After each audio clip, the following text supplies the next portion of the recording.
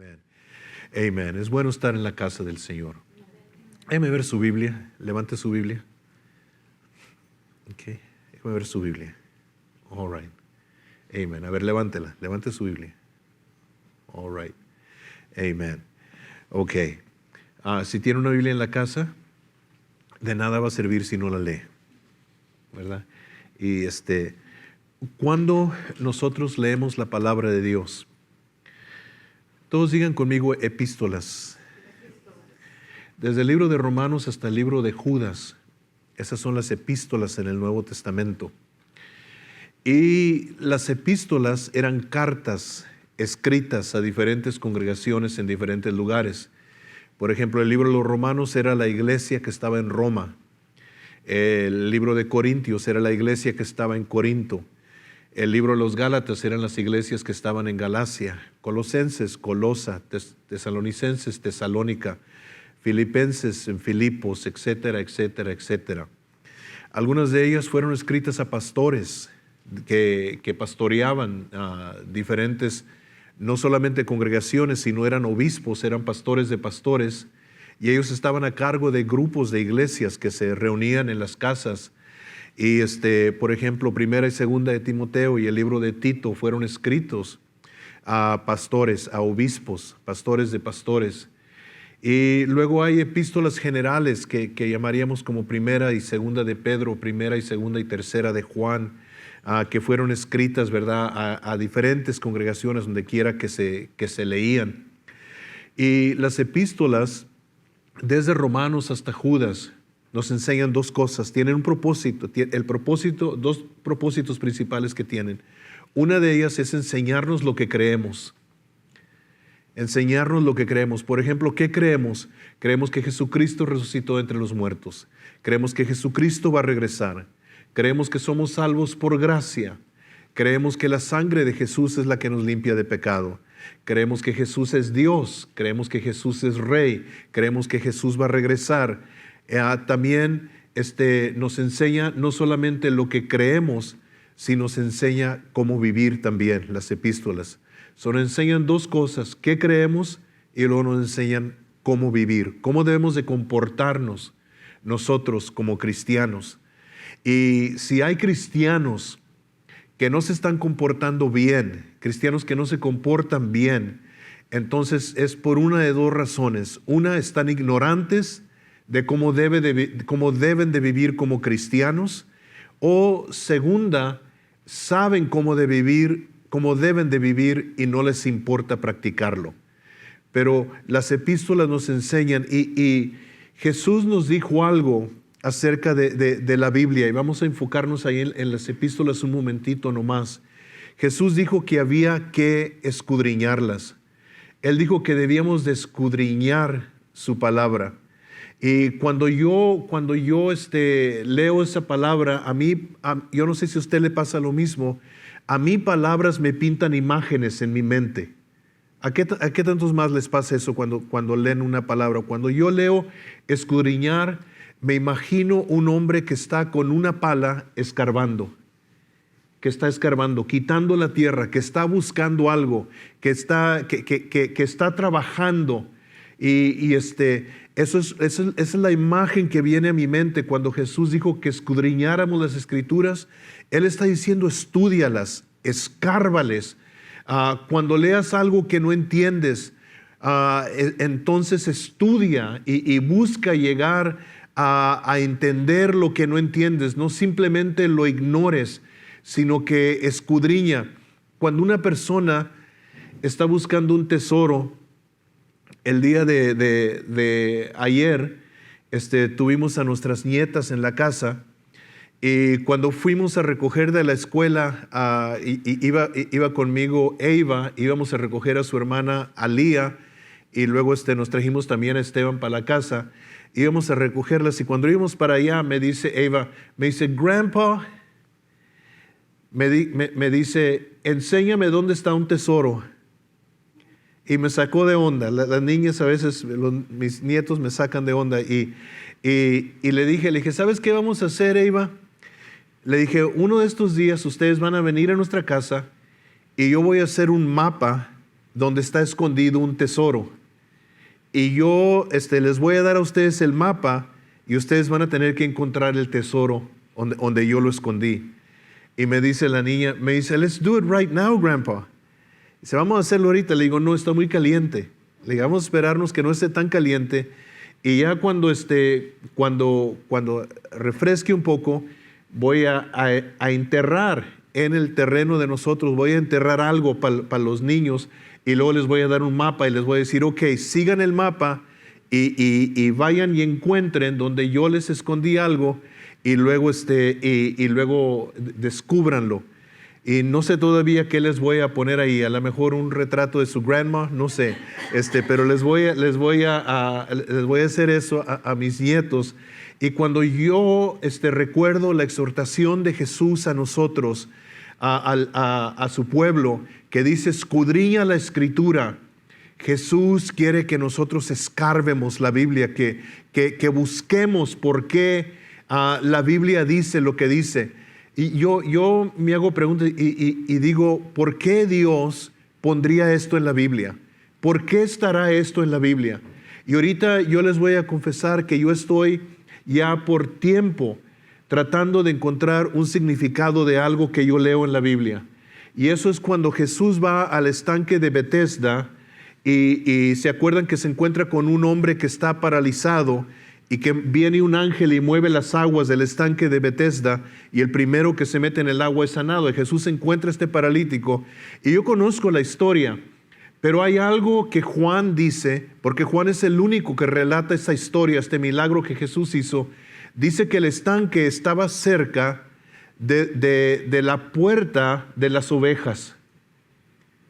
Y nada está en la Biblia por casualidad. Y yo me hago la pregunta, ¿por qué estará diciendo Juan que este estanque está cerca de la puerta de las ovejas? Y alguno puede decir, pues para darnos nomás localidades, para ayudarnos a encontrar dónde estaba el estanque de Betesda. Pero yo digo, no, tiene que haber algo más, porque todo, especialmente en el Evangelio según San Juan. Pero son preguntas que yo me hago, ¿por qué está esto ahí? Y Jesús nos dijo a nosotros, la iglesia, a nosotros, nos dijo que teníamos que escudriñar la Escritura. Tenemos que tomar al libro de Romanos, tenemos que tomar al libro de Corintios, primera y segunda, al libro de Gálatas y irnos epístola por epístola y escarbarla, escudriñarla, leerla y decir, Dios, ¿qué me estás revelando a mí para que yo crea? ¿Qué me estás enseñando que yo crea? Y luego, ¿qué quieres que haga con lo que tú me enseñas? ¿Cómo quieres que viva? Y entonces yo estaba pensando, y dije, bueno, la Biblia nos dice varias cosas. Una de ellas que nos exhorta a nosotros, porque la Biblia da ciertas exhortaciones a la iglesia, a los cristianos. Una de ellas es que dice que no debemos de dejar de congregarnos. Dice que los cristianos se deben de congregar. Lo segundo que yo estaba pensando en mi mente, dije, bueno, la Biblia nos exhorta a orar.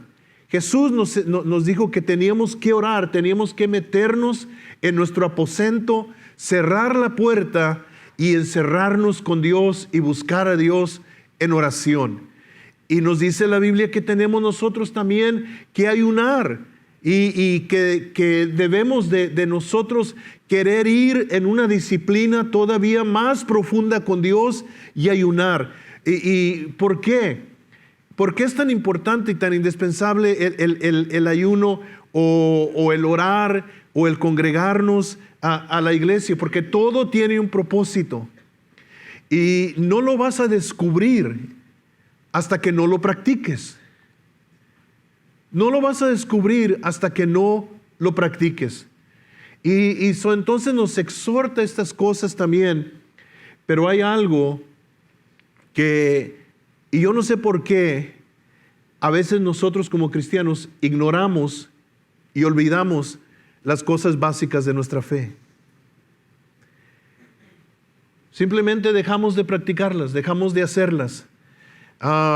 Quizás nos sentimos ya cómodos en nuestra nueva vida, en nuestra nueva fe, y decimos, ya llegué hasta este punto, aquí está bien, aquí me siento cómodo, aquí, ¿verdad? Pero tiene que haber en el cristiano ese deseo de ir más allá, de ir más allá. Y recuerdo una historia que oí del hermano John Maxwell. Y no sé qué tantos han leído material de John Maxwell. Si no lo ha leído, se lo recomiendo. El hombre enseña mucho sobre liderazgo. Ese es su llamado y ese es su don, enseñar sobre liderazgo.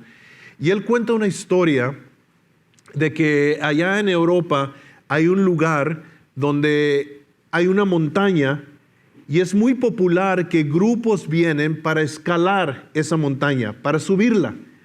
Y dice que en la base de la montaña se encuentran los grupos con su guía y el guía les entrega todo el material, les entrega mecates que van a usar porque va a haber lugares que van a tener que ¿verdad? Ir subiendo y las botas y todo el vestuario, todo lo que van a usar para escalar esta montaña. Y el trabajo es duro, dice él. Y dice que a la mitad de la montaña hay una base. Y en esa base hay como un tipo hotel. Es un hotel. Y tiene sus salas cómodas. Ahí hay fogatas. Y la gente se puede calentar y pueden comer y pueden sentarse y descansar. Y dicen que hay un por medio de que la mitad de la gente que va escalando se quedan en el hotel.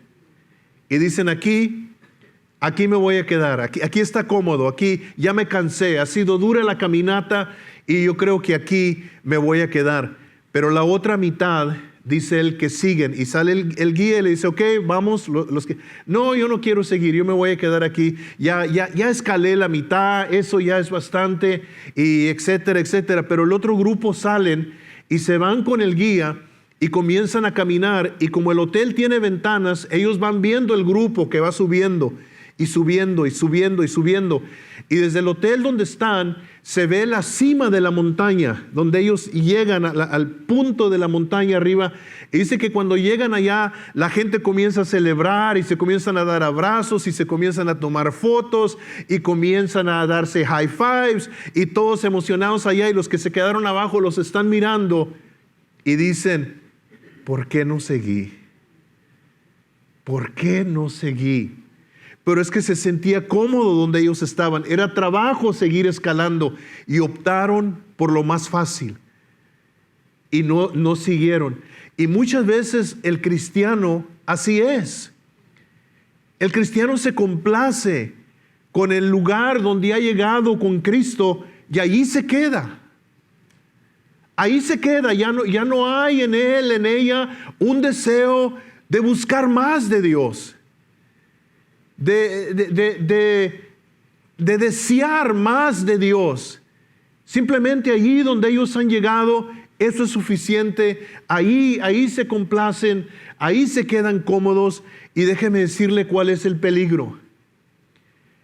El peligro es que Dios se está moviendo y te vas a ir quedando más y más y más atrás de lo que Él está haciendo.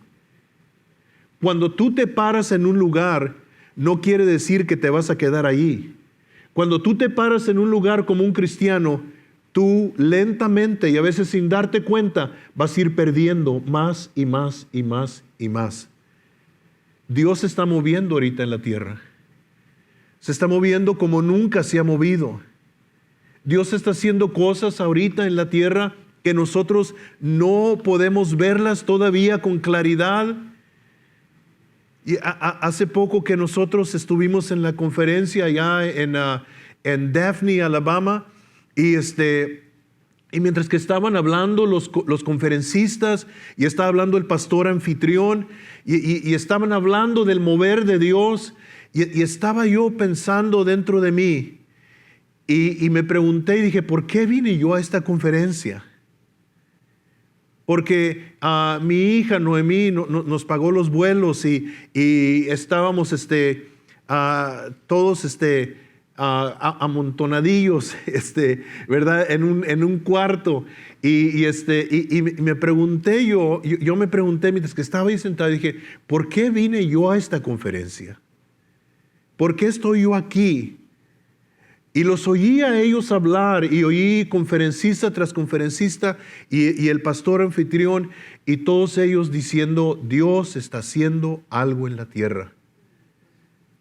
Y me quedé pensando yo de los moveres de Dios que Dios nos ha privilegiado para estar. El avivamiento de Rodney Howard Brown cuando Dios lo trajo a los Estados Unidos.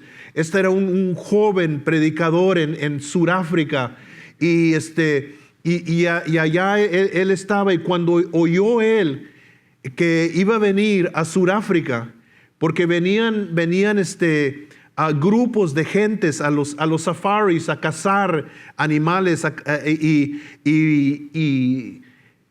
él escuchó que iba a ir con un grupo el evangelista Kenneth Copeland. Y cuando él oyó que iba a ir Kenneth Copeland a Sudáfrica, entonces él dijo, yo lo voy a guiar. Yo soy el que lo voy a llevar a donde él necesita ir, y vendió las posesiones que él tenía para poder guiar, para tener el dinero para guiar a este evangelista que venía. Y cuando llegó Kenneth Copeland a Sudáfrica y se fueron en el safari, lo llevaba Rodney Howard Brown y entraron a un lugar privado de cacería y mientras que estaban allá en la cacería, dice él que Kenneth Copeland miró un caballo flaco en el campo solo y preguntó Kenneth Copeland y dijo, ese pobre animal, ¿qué le pasa? ¿Está enfermo? Y le dijo un señor, le dijo, ese caballo es un caballo especial, es un caballo de carreras, pero por causa de la sequía no hay pasto. Y el dueño de ese caballo le dijo, vale $60,000. Dijo, pero el dueño lo tuvo que soltar al campo para que el caballo a ver dónde encontraba algo que comer. Y dice él que entonces Kenneth Copeland los llamó a todos y les dijo, vengan, tómense de la mano. Dijo, ahora entiendo por qué Dios me trajo a Sudáfrica. No me trajo para cacería, me trajo para romper la sequía. Y le dijo, vamos a orar. Y se pusieron a orar y dicen que no había ni una nube en el cielo. Y cuando acabaron de orar, el cielo estaba nublado. Y dice que pronto se subieron en la troca y se vino la lluvia, se vino fuerte la lluvia. Y Rodney Howard Brown iba atrás de la troca donde ellos iban. Y Kenneth Copeland se dio cuenta del sacrificio que había hecho Rodney Howard Brown para guiarlo a él, para que él estuviera cómodo. Y dijo Rodney Howard Brown, dijo, un día Dios va a usar a ese joven.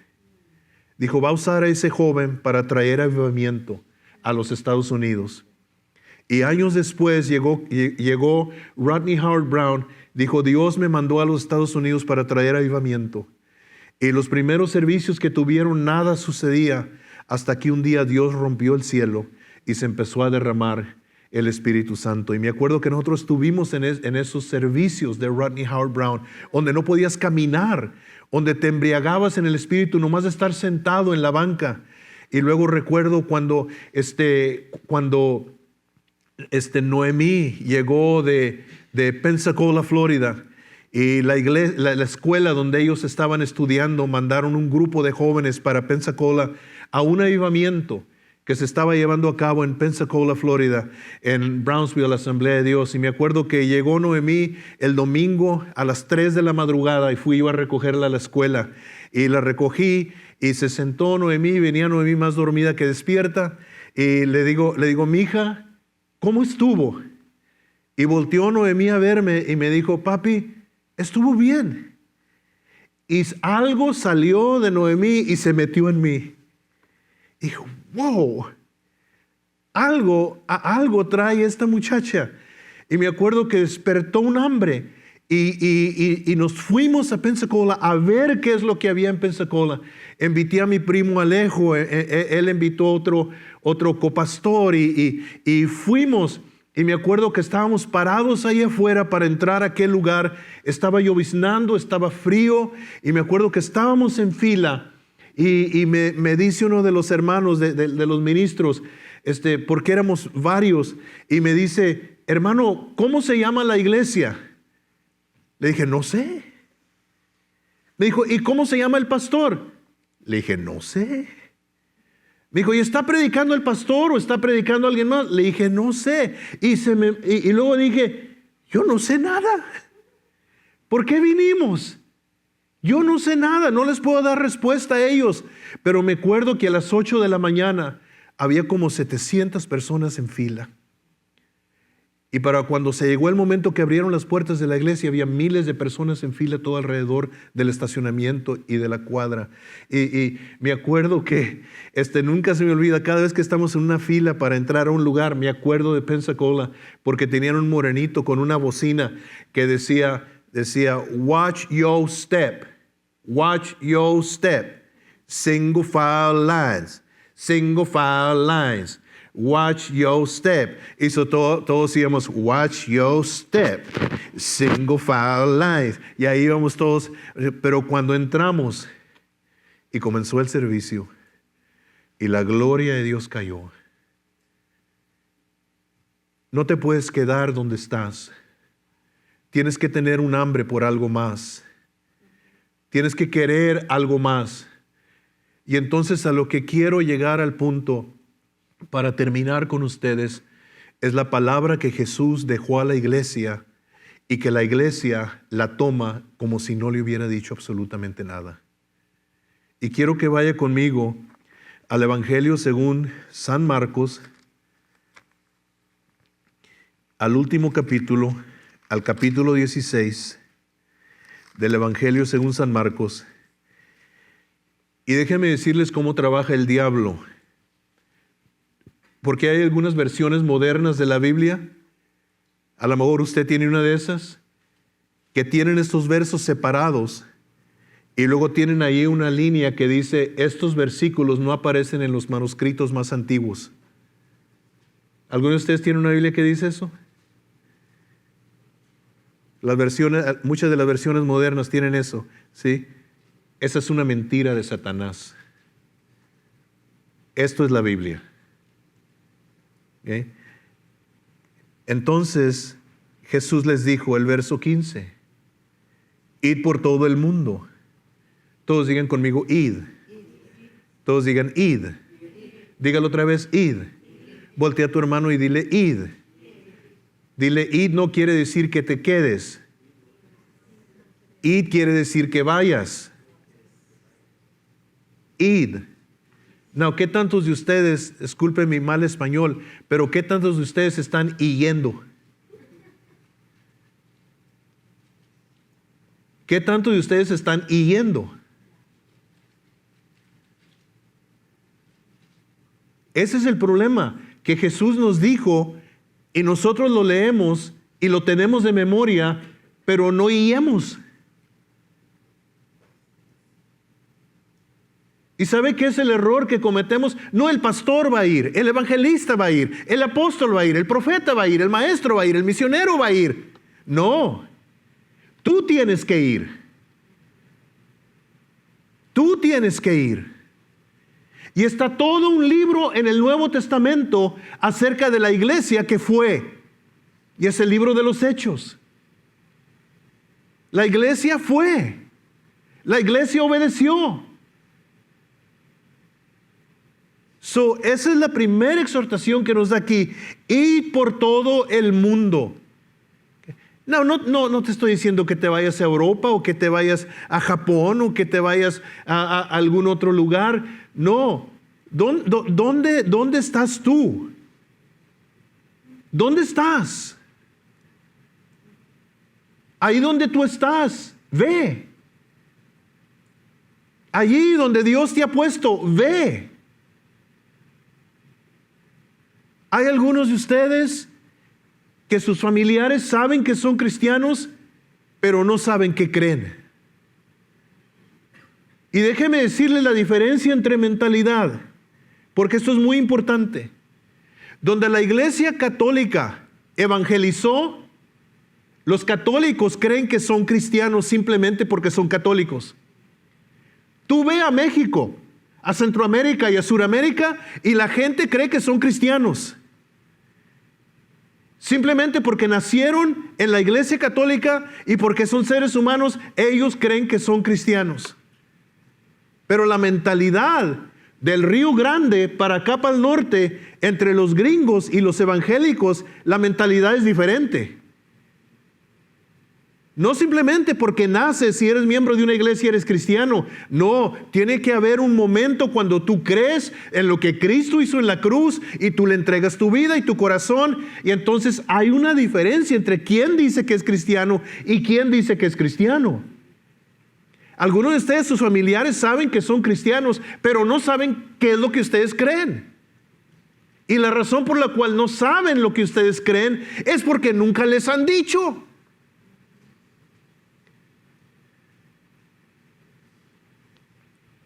Nunca les han dicho.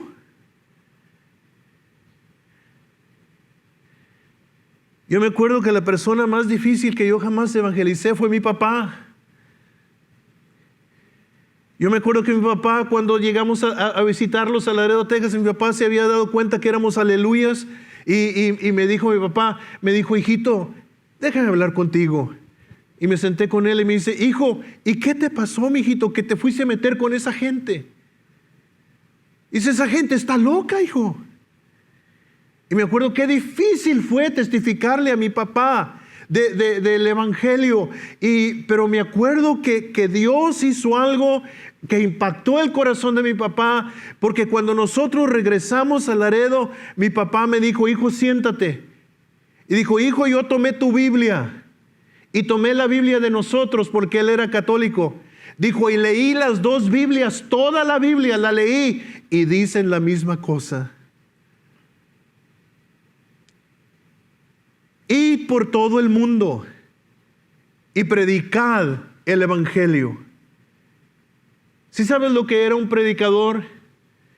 Un predicador era un heraldo. Un heraldo era una persona, porque aquel entonces no había televisiones, ni radios, ni textos, ni Instagram, ni nada de eso.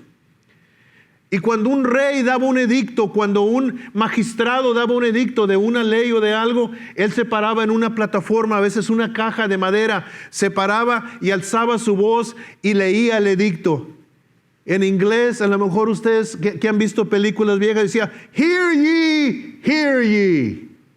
Y traía la atención de toda la gente. Y Jesús nos dijo a nosotros, ustedes vayan por todo el mundo y prediquen el evangelio. Hay una frase que cristianos usan que dice, preach the gospel and when necessary use words. Baloney. You can't preach the gospel without using words. You have to use words. Tienes que hablar, tienes que decir, y es un verbo, es una palabra de acción. Id, predicad, lleno de acción. Y entonces mira lo que dice, a toda criatura, no discrimines a nadie. ¿Qué todos conocen criaturas? Levanten la mano los que conocen criaturas. No son niños, criaturas son creación de Dios. Todo hombre es una criatura, toda mujer es una criatura, todo joven es una criatura. Y déjenme decirles algo, todas esas criaturas en Cristo van al mismo lugar. No importa si son ricos o pobres, educados o no educados, altos, chaparros, gordos, flacos, feos, bonitos, todos van al infierno. Toda criatura que no conoce a Jesucristo va al infierno. Y Jesús le dijo a la iglesia que era el trabajo de la iglesia, id a toda criatura en el mundo y predicarles el evangelio. Y luego brinque hasta el verso 17. Estas señales seguirán a los que creen. Todos digan conmigo señales. Señales. Estas señales seguirán a los que creen. Tú no vas a seguir las señales van a seguir al creyente. ¿Ok? las señales van a seguir al creyente. En mi nombre echarán fuera demonios. Esa es una señal. Hablarán nuevas lenguas. Esa es otra señal. Tomarán en las manos serpientes. Esa es otra señal. Y si vivieren cosa mortífera no les hará daño. Esa es otra señal. Sobre los enfermos pondrán sus manos y sanarán. Esa es otra señal. ¿Qué está diciendo Jesús? Y quiero que me escuche porque ya terminé. ¿Ok? ¿Qué está diciendo Jesús? Escudriña la Escritura para que sepas lo que crees. Escudriña la Escritura para que sepas cómo debes de vivir. Pon por práctica en tu vida la oración, el ayuno, el congregarte, el dar, todo esto ponlo por práctica en tu vida. Y tú ve, y yo te voy a acompañar. Y cuando tú prediques el Evangelio, yo voy a hacer cosas detrás de ti. Tú vas a poner manos sobre los enfermos, y yo los voy a sanar. Tú vas a echar fuera demonios con el poder que hay en mi nombre. Si alguien te trata de hacer daño, si alguien te trata de envenenar, no te va a hacer daño. Yo te voy a proteger. Estas son las promesas que Dios da a su iglesia. Pero la iglesia tiene que ir. Y si alguien me va a decir a mí, pastor, yo no veo que Dios se esté moviendo, no es que Dios no se esté moviendo, es que no te estás moviendo tú. No es que Dios no se esté moviendo, es que no te estás moviendo tú. Entonces, para nosotros que estamos aquí hoy en esta noche, para cada uno de nosotros, Él nos llama, Él nos exhorta, Él nos dice a nosotros, a cada uno de nosotros, mira a la persona que está ahí alrededor de ti, mira a la persona que está ahí cerca de ti. Te dice a ti, me dice a mí. Cuando suba este video a YouTube, a Facebook, le va a decir a usted también, a usted que es cristiano, a nosotros que somos cristianos. Ve, id, sal, muévete, camina, habla, hazlo. Yo prometo ir contigo. No vas a ir solo. Una vez un amigo nuestro andaba testificando en una tiendita allá en West Dallas por la Singleton y la Bernal. Algunos de ustedes conocen ese lugar allá de lujo. Allá andaba y salieron dos muchachos. Él estaba repartiendo tratados en esta tiendita. Salieron dos muchachos, un chaparrito y un alto. Y se acercó a darles un tratado y le dijo el muchacho grande con malas palabras, le dije, quítate, que quién sabe qué, que quién sabe cuándo. Y el otro le dijo, pues cálmate, hombre. Y dijo, no, yo no quiero esa basura. Y empezó a insultarlo. Y el hermano parado ahí y le dijo, mira, te estoy dando un tratado, te habla del amor de Dios y todo. Y dijo, si tú no te quitas de ahí y te callas el hocico, te voy a romper la boca. Y el hermano le dijo, si tú me rompes la boca a mí, Dios te rompe la boca a ti. Y se le vino encima y el otro lo detuvo y le dijo, cálmate, hombre, pues ¿qué tienes? Dios estaba allí. Dios estaba ahí. Id, ve. Ve, ve, ve, ve. Yo andaba aquí testificando por una de estas calles. El hombre que le toqué la puerta y salió y me abrió la puerta, me dijo, no, yo no quiero nada. Le dije, es que vengo a hablarle de Jesucristo. Dijo, no, yo no quiero nada. Y me cerró la puerta y le metí el pie. Y se dijo, saque el pie, hombre. Le dije, no, pues es que le vengo a hablar. Ve, ve, ve, porque Dios se está moviendo. Ve. Amén. Amén. Déjenme orar por ustedes. All right. Déjenme orar por ustedes. Levanten sus manos al cielo. Levanten sus manos. Y si no quiere hacer esta oración, no la haga. ¿Okay? No está obligado a hacerla. Pero usted levanta sus manos y dígale, Señor, no los oigo, diga, Señor, úsame a mí. Yo quiero ir. Señor, tú me has enseñado lo que creo y me has enseñado cómo vivir. Ahora tú me has dicho que yo vaya y le enseñe a alguien más. Úsame, Señor. Quítame el temor, porque tú no me has dado un espíritu de temor. Dame amor, porque tu amor perfecto echa fuera el temor. Señor, yo reprendo a Satanás, que me ha tenido inactivo. Señor, tráeme las personas, crúzame el camino con ellos, a quien yo debo hablar del amor de Jesucristo. Y te ruego, dame almas para tu reino. En el nombre de Jesús. Amén.